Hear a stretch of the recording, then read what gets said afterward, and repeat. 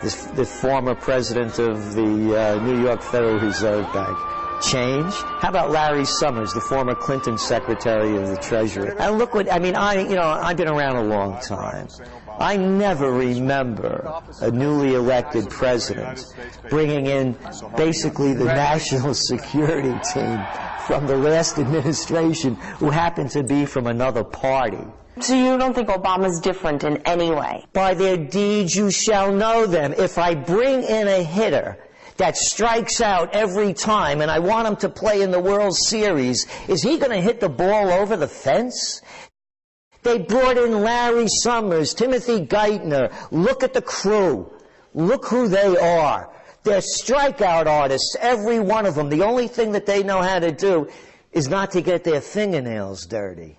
There was a sentence in your report, your Trends Journal, that really caught my attention. You wrote, on 9/11, those who listened to the authorities and returned to their offices went down with the towers.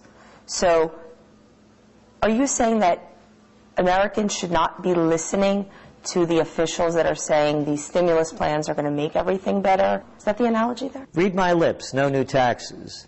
I didn't have sex with that woman, Monica Lewinsky. I smoked, but I didn't inhale. Saddam Hussein has weapons of mass destruction and ties to Al-Qaeda. Why would anybody believe these people? So what are Americans supposed to do if they're not supposed to trust their leaders? Personally, I buy gold. And we've been talking about gold since the Trends Journal's 2001. We pegged the bottom. We said it would start going up at 275. Number two, you don't spend a dime you don't need to spend. What would be the good jobs to benefit from in this year? Anything having to do with health. Anything. It's going to be a growth industry. Unfortunately, a lot of them aren't going to pay a lot of money in that field because a lot of it's going to be elder care.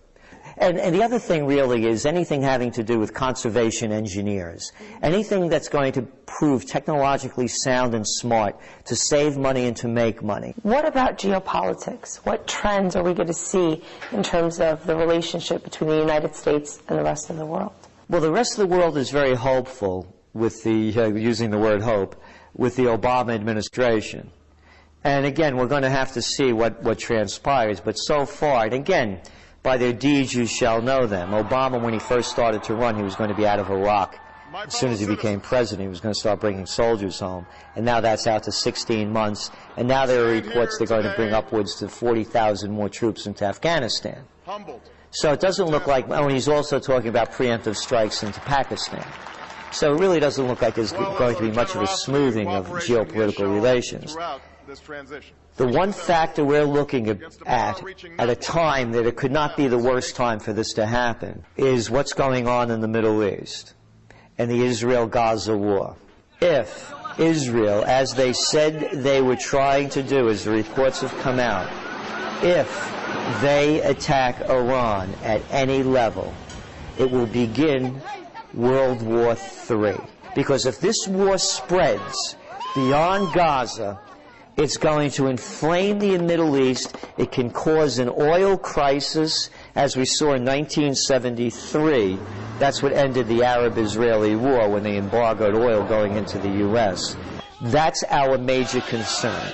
We're also seeing, and we're going to wonder, if Obama continues with putting a so-called missile defense shield in Poland and the Czech Republic and Eastern Europe, and if they keep pushing more and more into Georgia. If that keeps happening, we're going to see a reignition of the Cold War. You have been trend casting since 1980, more than 2 decades. How do you compile your information, and why do you believe you've been so spot on most of the time? Current events form future trends. You can see what's going on. The great scholar von Schiller said, "In today already walks tomorrow." So we say current events form future trends. But when people look at the trends, they color them or shade them with their own ideology, their own belief. It's what they want, what they hope for, what they wish for. I'm a political atheist. I look at things for the way they are, not the way I want them to be. I don't color them or try to change them because of an ideology. The other major factor that we do differently at the Trends Research Institute than anywhere else is we look at over 300 different categories on a global basis. So when we're looking at economics, we're looking at politics. We're looking at changes in the family. We're looking at geopolitics.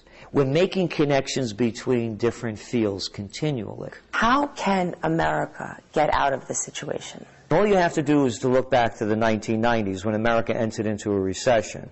We had 7.2 unemployment rate in 1993. What got us out of the 90s recession was something called the Internet Revolution. It was a productive capacity. Products were invented, designed, manufactured, marketed, and serviced. So you're asking about new jobs, anything in alternative energies, anything that's going to advance us into the 21st century in an intelligent way. That's where the job opportunities are going to be. Gerald Celente, founder of the Trends Research Institute, thank you very much for taking the time.